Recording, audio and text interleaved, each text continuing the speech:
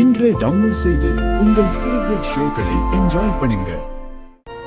நீ அம்மாவோட பொண்ணா? என் சொந்த மருமகளா? எப்படி இங்க எப்படிமா? அம்மு எங்க? என்ன சுத்தி என்ன நடந்துகிட்டு இருக்கு? ஒண்ணுமே புரியல.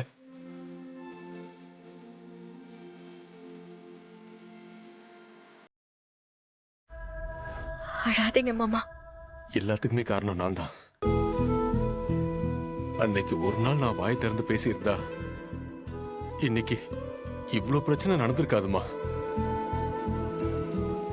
என் தங்கச்சி என்னை விட்டு பிரிஞ்சு போய் இவ்ளோ கஷ்டப்பட்டிருக்க மாட்டா.